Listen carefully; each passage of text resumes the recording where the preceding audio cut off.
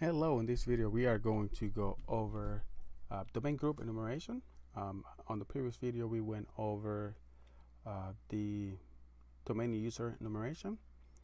So like always, let's go ahead and open PowerShell. We want to go into the directory C of AD where I have my PowerShell, and like always you want to go ahead and do a PowerShell. We are going to bypass the execution policy, and then we want to bypass AMSI as well, and there we go. Then after that you want to go ahead and import your module, and the module that I want to import is PowerView. PowerView, like I said before, is going to be our best friend. So the first command that you want to do, or that we are going to do, is a domain get domain group. And get domain group, like it says, it's just going to go over all the domain groups that it is, the other groups that we have in this domain. And like you see, there is tons of basically groups in here. So one of the cool commands that I like to do is, you always want to go for the domain admin. So you want to do a name, and then the name is domain admins in here, in quotes. Put it in quotes, as you can see in here. Hopefully you can see. We can make this bigger if you guys want to. I heard somebody saying that they want to. Okay, let's go ahead and make it bigger.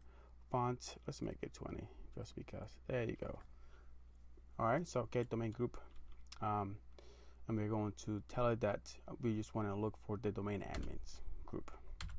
And in domain admin groups, you can see that we are just specifying one in here, and you can see who are the members. You can see Jenkins is part of the domain admins, and also you can see administrator. So there's only 2 members, right?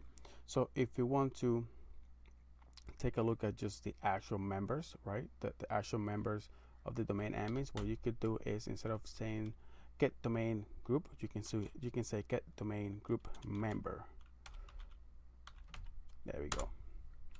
So get domain group member domains, and there we go.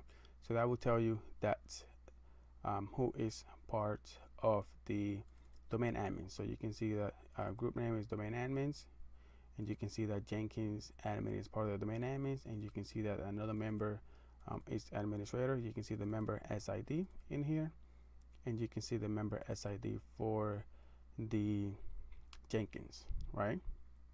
Awesome, doing good stuff. Another one that you could possibly do if you are working with a company that has multiple let's say domains, you can just specify and target a specific domain. But hey, how do we know that if we have how many domains we have? Well, you can do the get domain command, and you can see that there's only one domain here, and it is just the pen testing local. There's only one domain.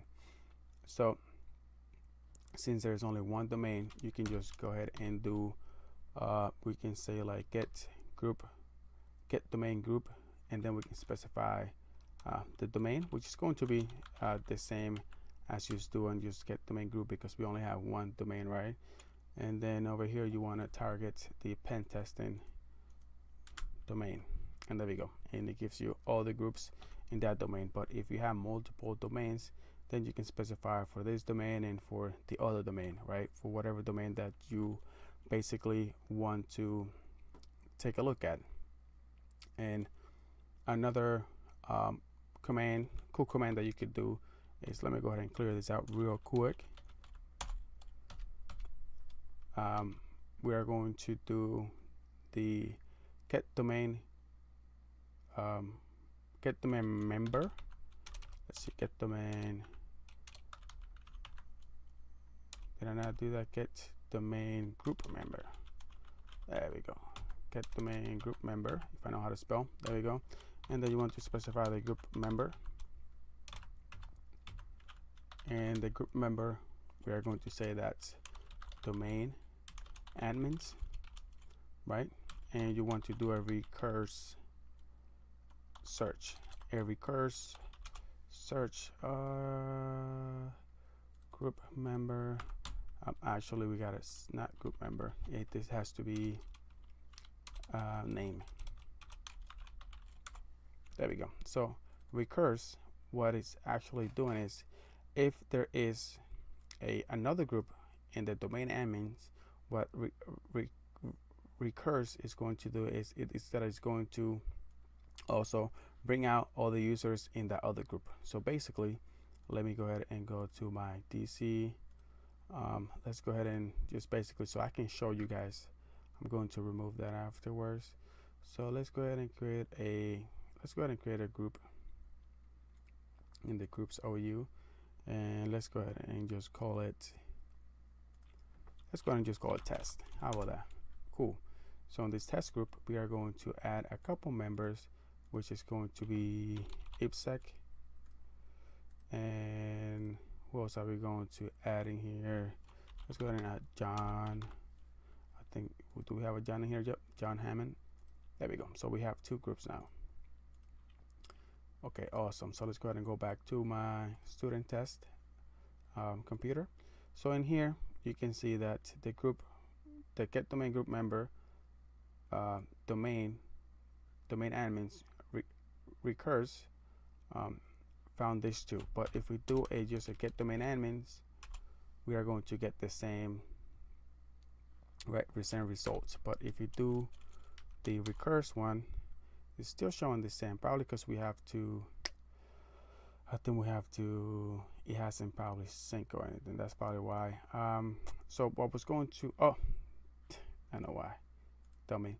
So I created that group, but I never added that group to the domain admin. So let's go ahead and go into the groups, domain admin groups. And in here we are going to properties, members, and we're going to add the test group. There we go. So now this test group, which has two members in here, is in the also domain admin. So this test, whoever's in this test group is also part of the domain admins. So therefore, if we go back to my student account or to my student computer or server, whatever you want to call it, let's go ahead and clear this out. So if we just do a get name domains, we are going to see, now you can see that we have 3. So you can see that the test is part of this domain admins, right? And what is the member class? You can see that it is a group. Okay, it is a group. Awesome, but I want to know who is inside that group, right? I know that the test group is part of the domain admin. So whoever's in that test group is also part of the domain admins, right? So I want to know the users in there. So the good way to get that is by doing the get domain group member name domain admins and recurse, right? What that does is that it's going to go in the test group and it's going to pull out those users, because those users are basically are in the domain admins. So that's what the recurse does. So if whenever you find something like that a test or whatever that a member name, whenever a member is a group, you want to do a recurse so you can see who is basically part of it. And you can see now that we have the administrator, we have Jenkins admin, we have IPSec, and we have Jan Hammond. And you can get that because we added, let's go ahead and go back to DC. So we added the test group, which contains IPSec and Jan Hammond, is part of the domain admins. There we go. So they are basically, whoever is in that group is also part of the domain admin groups, right? So that is a good way. Also, another one that you could do if you want to, let's say you have a user and you want to get the users group. What you could do is get domain group, and you want to specify the username, and let's say Jenkins admin in quotes. So what this does, the get domain group, we want to get the domain group for this username over here. And what it's going to tell you is going to give you all the groups that the Jenkins admin is basically part of. So you can see that all the groups in here that this guy or the Jenkins admin it's basically part of, and they are all in here. And also you could do another, if you want to do, let's say, student 1, it lists all the groups that the student 1 is basically part of. You can see that he's part of the domain users, and he's also part of the RDP groups. So that is a good way to do domain group enumeration.